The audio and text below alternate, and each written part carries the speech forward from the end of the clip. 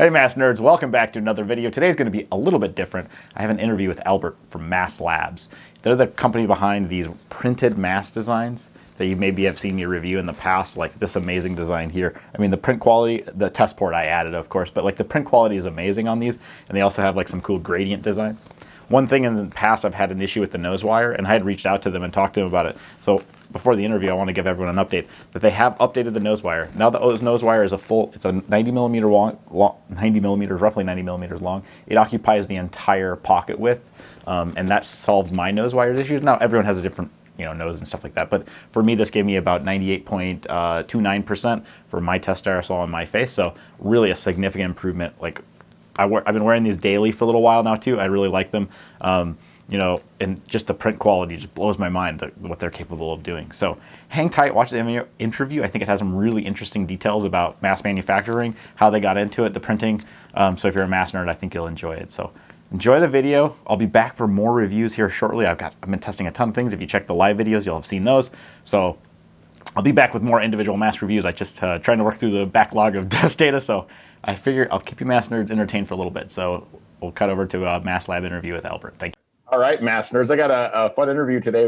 We have Albert from MaskLab out of Hong Kong. They're the guys making those very cool printed, you guys call them KF styles because they're not really KF rated. Maybe we'll talk. Correct. You have any plans to do that? But also surgical masks. And so, welcome. Thanks for taking some time to talk about masks.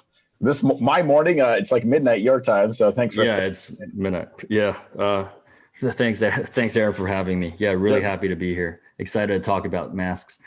Oh, that's very cool. So tell me a little bit about how you got into the mask business. You're not, that wasn't what you were doing prior to the pandemic. No. So tell me a little bit how that came about. Yeah, sure. Well, so the company behind MaskLab is 3i Corporation, and that's my family business. It's been around for 20 years.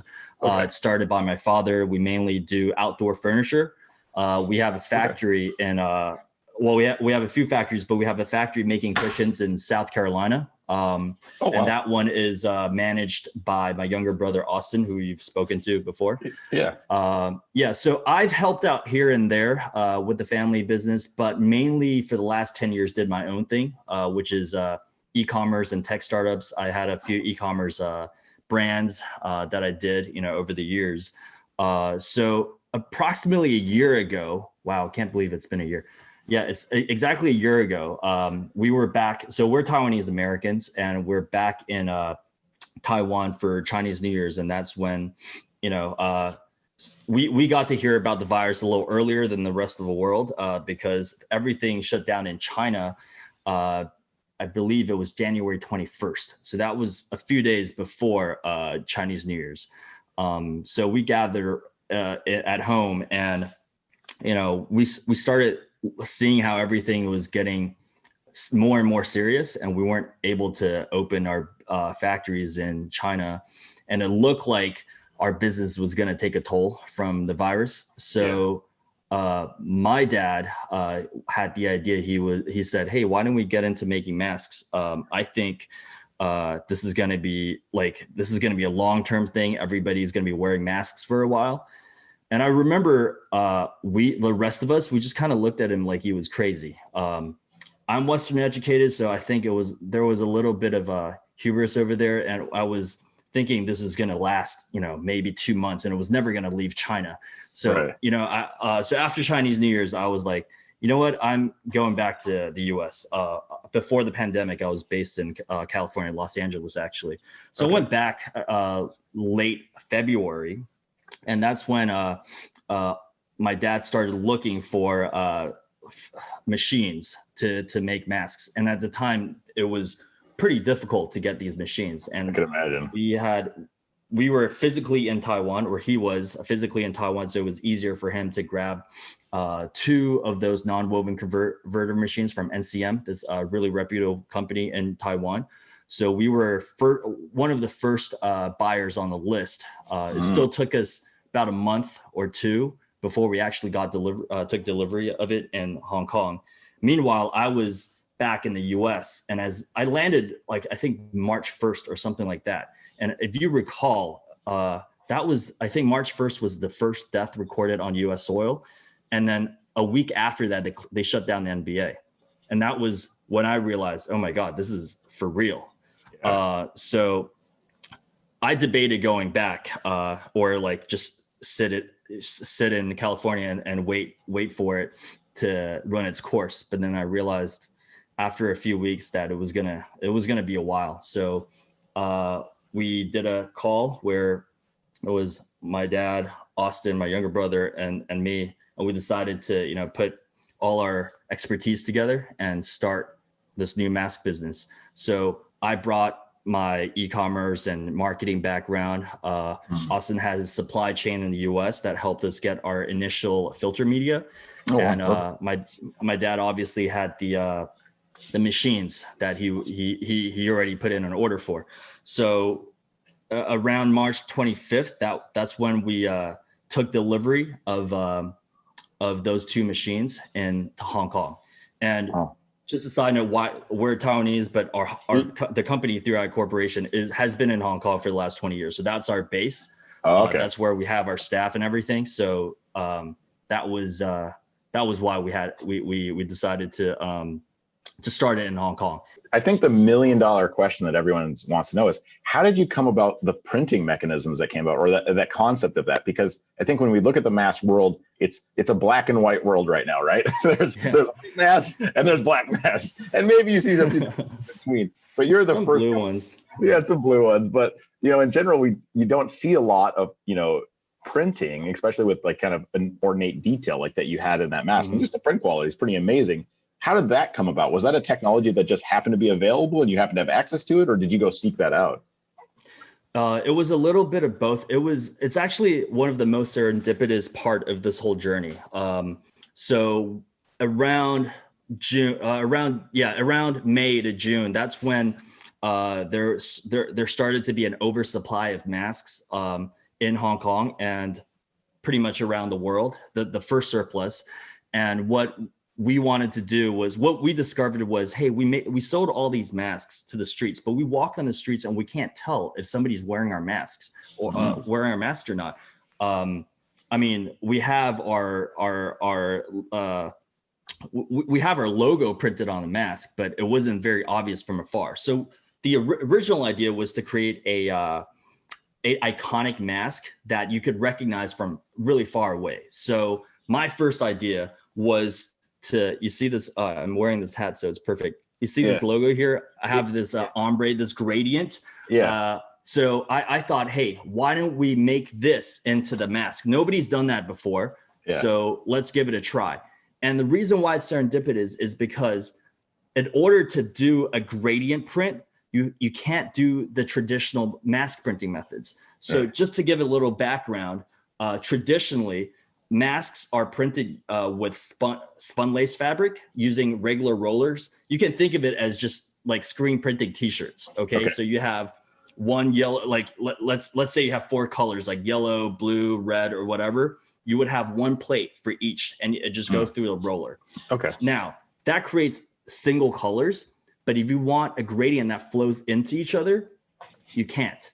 Yeah. So because we chose this pattern to start with, we quickly realized all the available technology just didn't make sense for us. So we started looking into, and this is the second part that made it so serendipitous, is that we make outdoor cushions. And we've been printing on outdoor cushions for the last, I don't know, like 10 years or so. And one of the things that we do to make sure the printing on the outdoor cushions is really colorful and really great is this process called heat transfer printing. Oh, yeah. Basically, you just print on a piece of paper using your regular print press, and then transfer that print onto a fabric, right? So that wasn't actually available for mask printing. I mean, the technology of heat transfer already exists, but nobody has done it on non-woven fabric, which is what we use for masks. So that took a while. It took about 2-3 months before we finally found out that the reason why most people haven't been able to do it is that polypropylene, which is what most masks use, has a pretty low melting point. So with heat transfer, it goes through pretty high heat. So in order to do it, you have to find another fabric or another material that withstands the heat. So it took us about 2 months to actually get that done. And after 2 months, so around we got to that point around the summer. So July, August, that was when we came out with our first ombre mask. I believe we were the first in the world to do it. And that kind of just made everything else easier. Once we had that going, any design you throw at us, we could just do it. And today, now we actually run our own heat transfer print press in Shenzhen. Wow, that's super cool. That's kind of that is quite serendipitous, but it's cool, when you see this kind of cross functionality, right? You take technology from different areas and kind of bring it together. So when you started with that N99 media and you kind of realized that the breathability was pretty low, what drove you to the media that you're at now? And also I noticed that, it's something kind of unique, or maybe I don't want to say unique, but just different than MaskLab, is that you look at like the KF, the Korean KF94s, they're usually like maybe a 4-layer or 5-layer mask where they have, one melt blown layer, but they'll have 2 or 3 spun bond layers on each side. And I think you guys are a 3-layer if I cut it apart, 3-layer. What kind of drove you to that solution space? Because I think what's unique about your product is that it's really protective, but also really breathable, right? Which is kind of the trade-off that we've been kind of talking about in my channel, which is like, you can get masks that have 99% filtration efficiency, but they're hard to breathe through. And so I was kind of surprised when I got really good filtration efficiency, but also the breathability. And I said, "Oh wow, MaskLab is onto something. They kind of know what's up." How did you kind of arrive? If it's okay to explain, if you're saying, "Hey, it's proprietary," that's okay. Of course, I'm very happy to talk about this. Actually, it was so 2 things. Number one is that when we first got into respirator making, every time we created a new mask, we would send it for testing, right? And FFP2 was what we're going for. Okay. And for the longest time, people at SGS at the labs told us there is no way you can pass FFP2 with just one single filter media, one single layer. There's no way. They've never seen it before. So we actually make some KN95 masks that use use double layer melt blown, plus spun bond in the middle, and that passed FFP2 very easily. But man, it's really uncomfortable to wear. So we never actually ended up releasing it because it didn't fit our expectations. Now, the second part of what drove us to do this is the market that we served. Obviously, we serve globally, but our biggest market turned out last summer to be Hong Kong. Hong Kong is a really interesting city where the combination of a distrust of the government and things coming from China, everything combined made it so that they're obsessed with masks. Actually, it's funny because when you posted that video about us, a few of our early adopters messaged us on Facebook and said, hey, you're on this channel. This is how obsessed people in Hong Kong are about masks. They will seek out mask information, on the internet anywhere, right? Cool. So that's the audience we're serving, and they're obsessed with the with breathability, right? Okay. So like I said earlier, we got made fun of when our first products were super unbreathable. So because of the market we served, we wanted to make sure that the goal was to find something super protective, but also very breathable.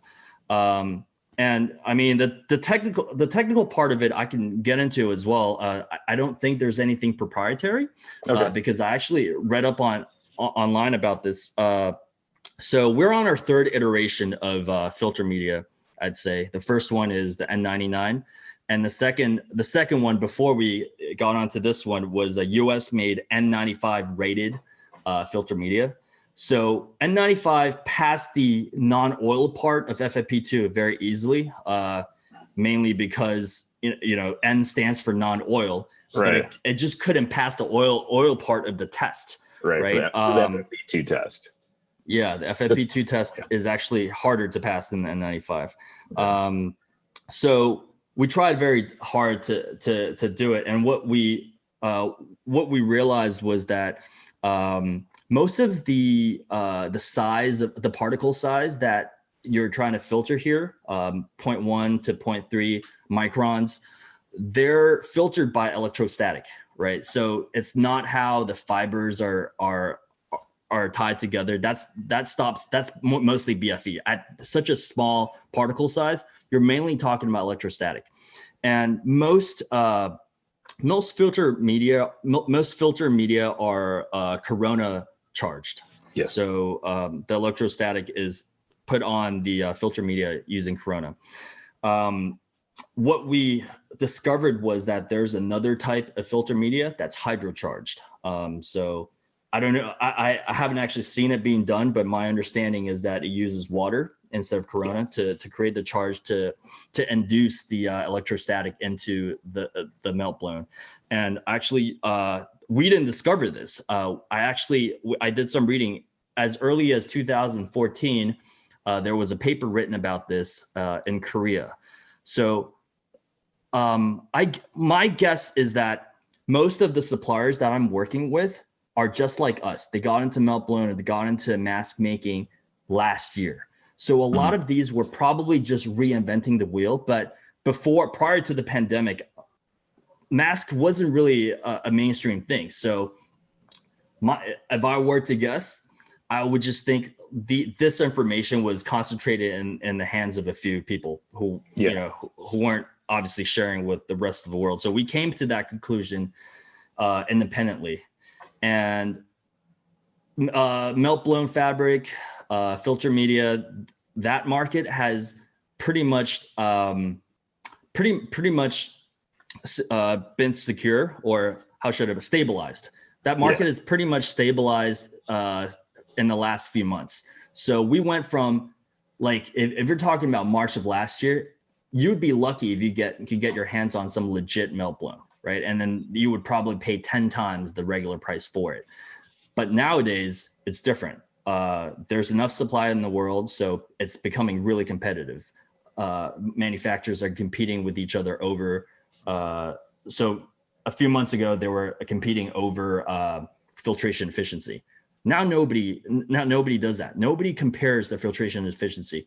The standard is 99.9%. If you can't pass that, we're not even talking anything else, right? So right now, the main differentiating factor is differential pressure, which is breathability. So we were the first ones to.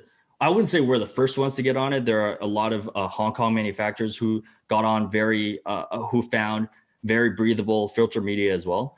But I think we're the first ones to combine that with our design so that you can wear something that's super stylish, right? Also at the same time, really comfortable to wear and protective at the same time. One of the things that I think and why my channel existed, right, was this question about quality, right? Because you have so many mass manufacturers that are, claiming, certifications. I've been trying to educate people about, always look to make sure that they actually have a certification, right? They're not just saying that they're canned, but they actually provide you the evidence.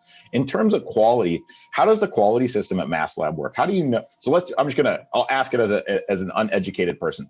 If I'm a consumer buying a MaskLab products, how do I know that this mask is going to provide protection? What's the quality system do you guys have in place to ensure that masks are always protective coming out of the factory? So we have in our factory an automated filter tester, probably similar to the one that you use for your videos. We have one. So every batch of mask before it leaves our factory, we test a few to make sure the filtration is over 99%.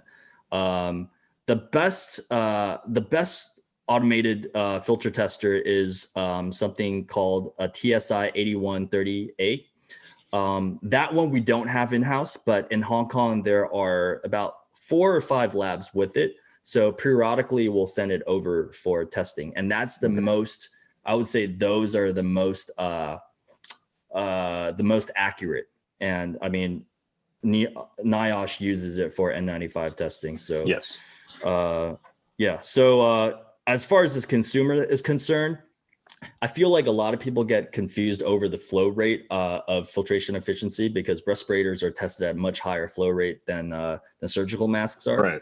What we found is that they gravitate towards a higher number. So 99.9%, that's what we always say, is make sure your PFE is 99.9%. And like, I don't know if your audience would know this, probably, but ASTM F2100 PFE, that is tested at 28.3 liters per minute. And at a 0.1 micron particle size. So that's the standard we use mainly for most things. Okay. So you do an audit. So you're doing basically, you have your filter tester on the line. You're periodically sampling masks to make sure that they meet like at least the F2100, because that's the equipment you have. So you're saying, okay, I set my threshold really high because I know if I use the ASTM standard, I'm going to be here. And then periodically you also send them to local Hong Kong labs to have at a Right. TSI.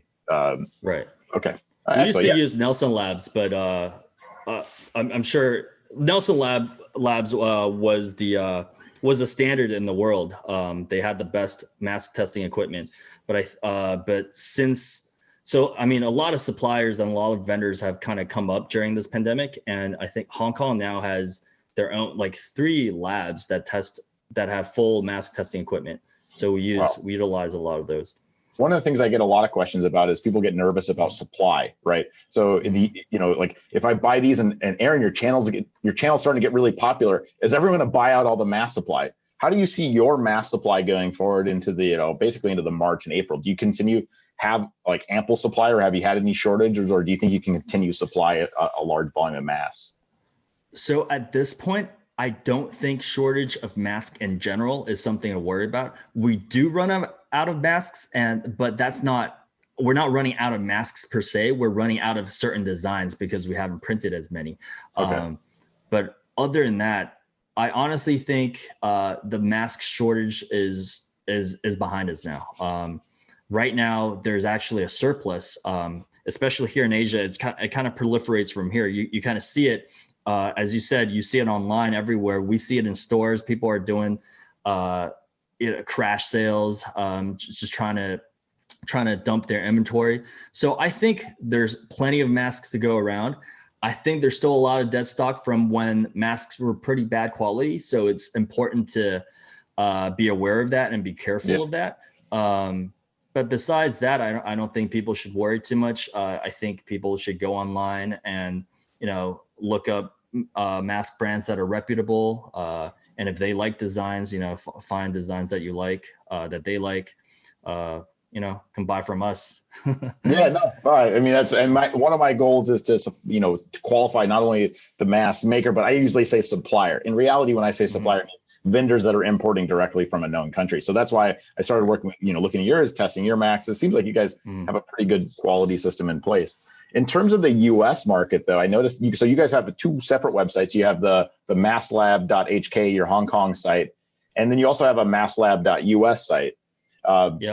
And 3 more. We're starting 3 more really? By the end of this month. Yeah. Where's next? So Korea is launching next week, actually. Oh wow. Okay. We're working with the local. We have a joint venture with a local manufacturer there. So. Okay. So Korea starting, Taiwan we just started. So actually MaskLab.tw, it's all Chinese though. So that one's not going to be that relevant to your viewers.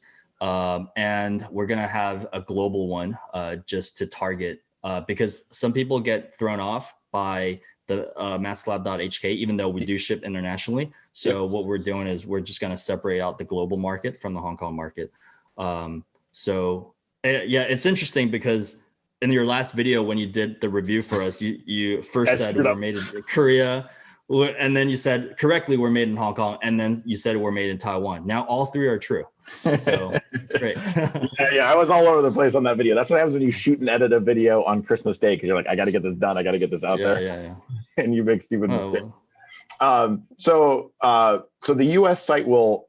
I noticed that there's a little bit of lag between what you're seeing on the MaskLab Hong Kong site and the MaskLab US site.